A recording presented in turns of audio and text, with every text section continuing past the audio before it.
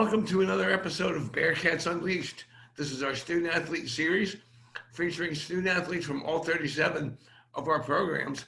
And for this episode, we're pleased to be joined today by Victoria Sananikone, who's a member of the McKendree women's swimming and diving team. Victoria, thanks for joining us. Thank you for having me. Victoria's been part of one of the more successful programs we've had in the last couple of years. The women's team, following the portrayal set by the men, they're starting to make a name for themselves. Had a good GLVC meet last year, and they were ready to have a small but strong army of performers at the NCAA Division II Nationals when, of course, COVID hit and kind of stopped everything in Victoria. Let's touch on that first. You guys were actually at Nationals, had competed for a day. You find out that you're not going to be able to go on and you have to go home because of COVID. How did you guys deal with that sudden end to your season? So I had only found out that I had made nationals 2 weeks after conference.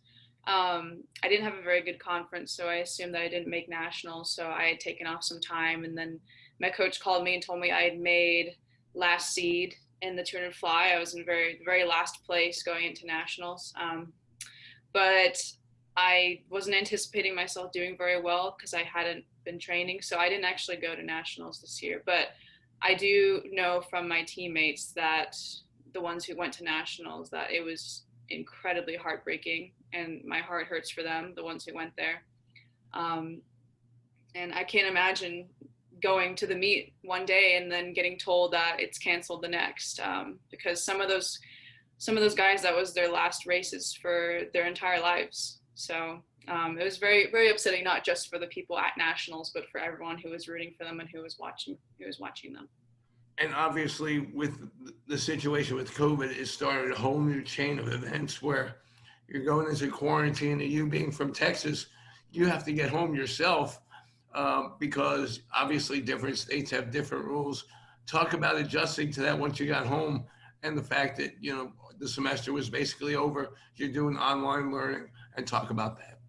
Yeah, so uh, I had gone home for spring break, and during spring break, we got the email from McKendree that it was spring break was going to be kind of extended for us.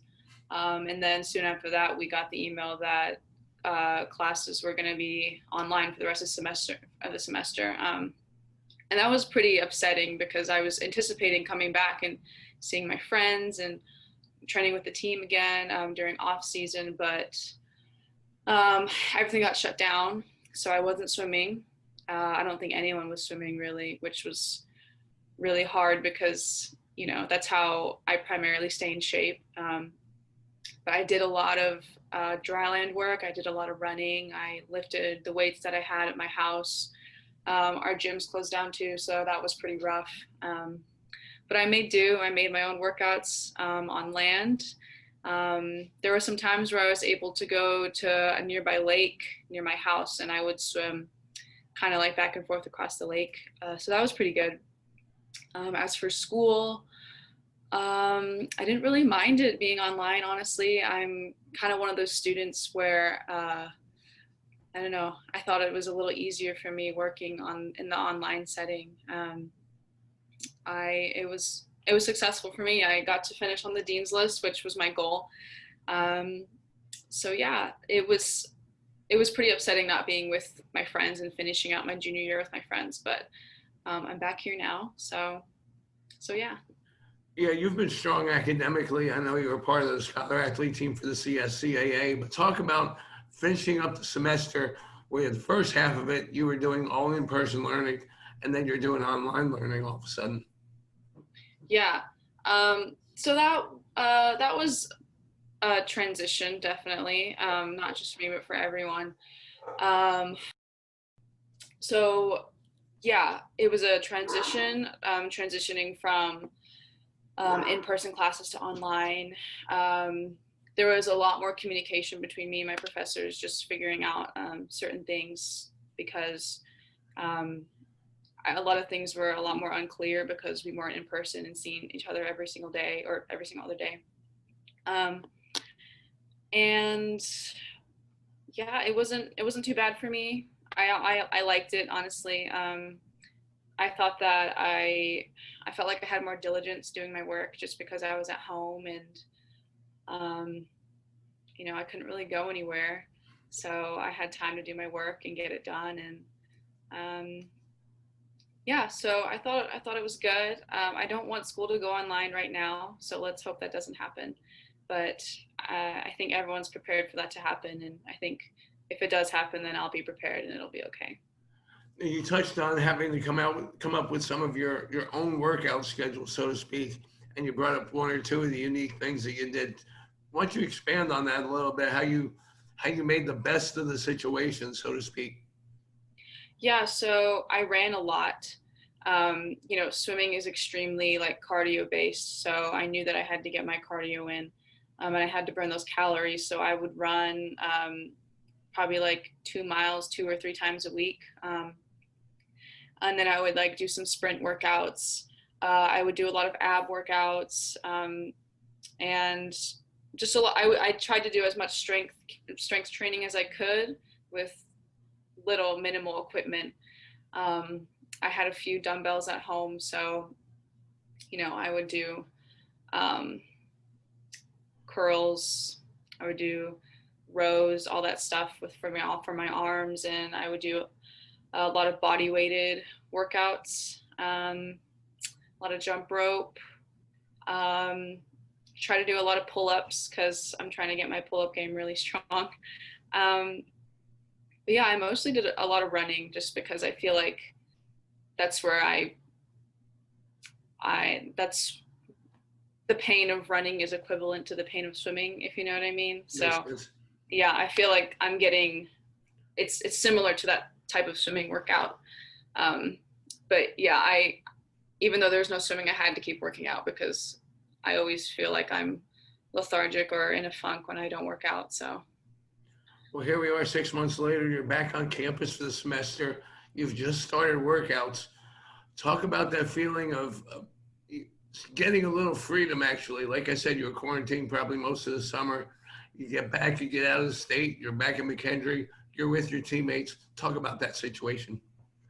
yeah, um, everyone was in the same boat, which was nice. We all were pretty out of shape. I was able to come back this summer and train with my coach Jimmy, and a few other swimmers came back. The club coach for the Seahawks at the Recplex, her and her husband built a long course pool in their back at one of their houses in like one of their cornfield areas, and so we had the privilege to swim there, which was awesome. Um, we were all super out of shape, and Jimmy progressively got us back into it. We weren't really pushed too hard just because we were out of shape, and we no one had been doing the yardage that we were able to do. I was able to at home once things opened up. I was able to swim a little bit, but I couldn't swim very much. But now practices now since school have started, they've been really good. We have been progressing a lot. I feel myself getting stronger every day. I see my teammates getting stronger, which is awesome. And it's just really back. It's really good to be back and be with them and train with my friends and have people to race. And the coaches are doing everything they can to get us back on track so that we can have a successful year. That's great. Victoria, you're one of the senior leaders on the team. Have you guys set any goals for this year? And if you did, can you share some of those?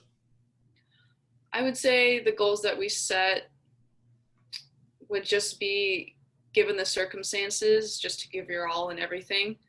Um, Obviously, everything right now is unknown. We don't know what's going to happen in the coming weeks or the coming days with COVID.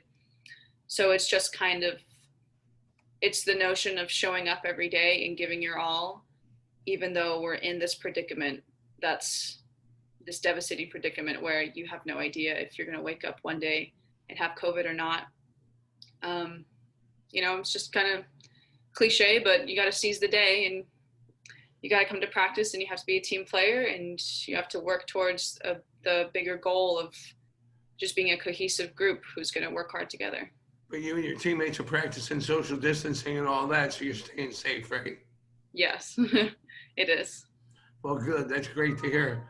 Victoria Sananikone, it's been great to have you on our latest episode of Bearcats Unleashed.